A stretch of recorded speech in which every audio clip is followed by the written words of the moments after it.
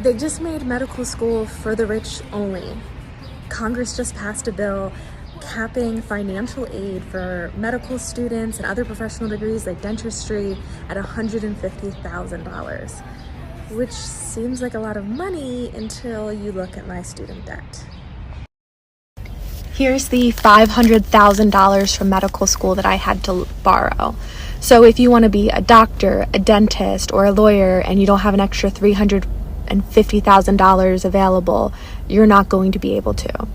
This isn't reform, this is gatekeeping. This makes it almost impossible for first generation, people without the same income, people of color, all of these people, including myself, who never would have been able to afford any sort of professional degree without financial aid.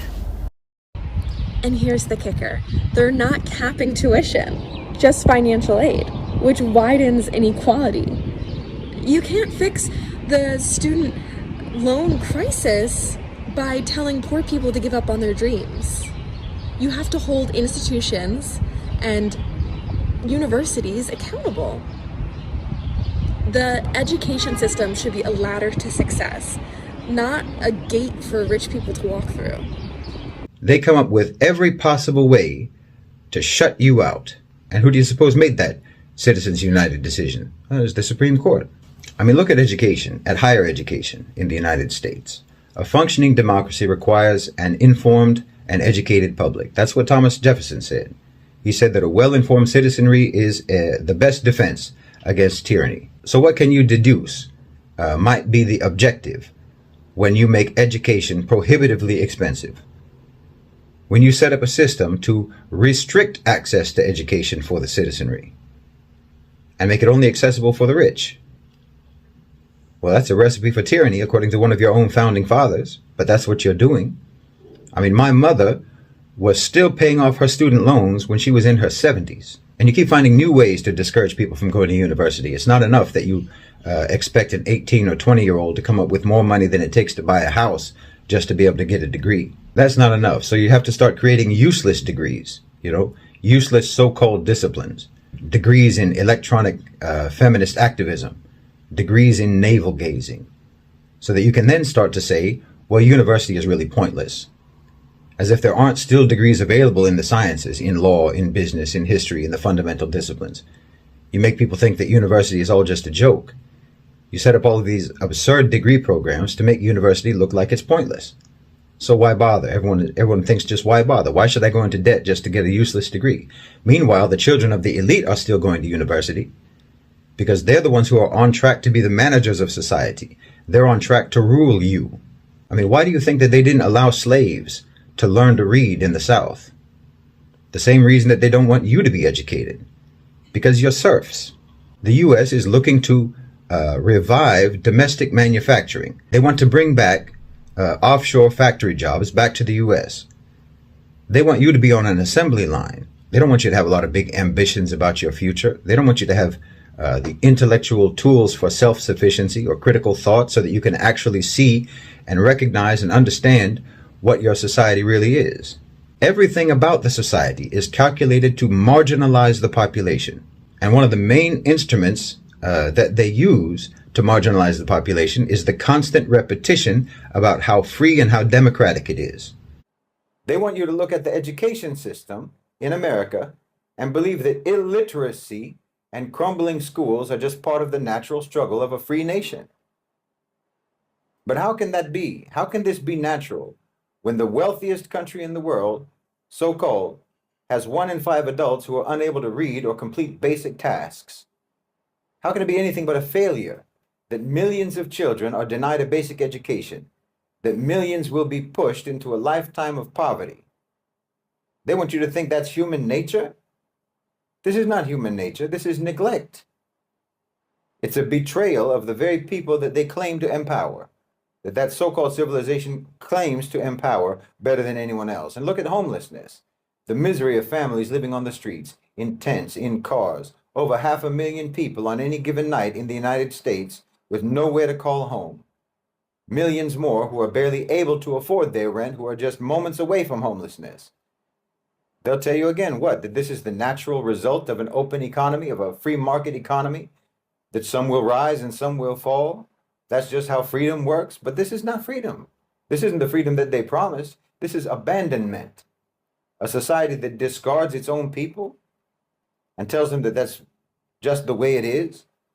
And why don't you call them what they really are? Why do you say homeless? Why do you say unhoused? They are internally displaced people, displaced by your own system, by your own society, refugees with no refuge, not by a traditional war, but by a system that functions as a form of economic war against its own population. Is it any wonder that they have an epidemic of mental illness in that country? Over 21% of American adults suffer from mental health issues. Nearly half of teens express having feelings of deep sadness, depression, and hopelessness. Another 48,000 lives every year are lost to suicide because they've normalized isolation. They've normalized empty consumption and an endless chase for meaning in a society that offers you none. They want you to think this is natural. This isn't human nature. It's a distortion of it. This is the result of a culture that strips life of any purpose and strips society of community itself. I mean, a human being would not commit self-murder if they lived in a society that values human beings. And look at the devastation of addiction in that country. It's just another form of suicide, just slow motion. 100,000 people dying of drug overdoses in a single year.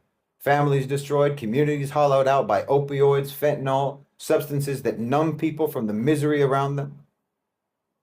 Is this addiction the mark of a free spirit?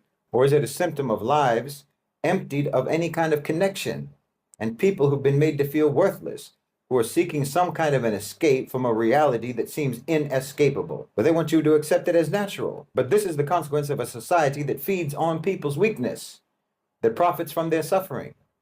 I'm telling you, your own so-called civilization hates you. And you accuse me of hating America when no one could possibly hate you more than America hates you. No one could hate the American people more than the American system and the American society hates itself. You put your own people in debt, buried under $17 trillion worth of debt, struggling under the weight of a system that promises prosperity but delivers poverty. 40% of Americans can't even afford any unexpected expenses. This is survival of the richest, not survival of the fittest. That's not freedom, and that's not natural. And they want you to believe that poverty and hunger, even in this so-called land of abundance, is just, again, part of the natural order. There's nothing that can be done about it. Over 37 million people who are in poverty in America, over 34 million who are food insecure, including children. Now, this isn't natural. It's an abomination. It's the product of a society that co-modified everything, even the basic necessities of life, putting profit above people at every level. Most people are so misled by American propaganda about itself that they can't even process or register what they see themselves and experience in their own lives. So they actually are living in third world conditions, most of them, but they believe that they're living in the richest country in the world. No, you don't live in the richest country in the world. You have the richest individuals in the world living in your country. That's all. And you'll never be one of them. Do you know what percentage of Americans are billionaires? 0.0002%. 95% of Americans can't even make a six-figure income. There's only 800 individuals in your country, 800 individuals, and they have more wealth than the bottom 50% of the entire population. In America, infants and mothers die at rates higher than in any other developed country in the world, so-called developed. The broken infrastructure that you've got, the broken roads, the crumbling bridges, public services, that's your free market system. And you're told to be proud of it. And it's going to get worse.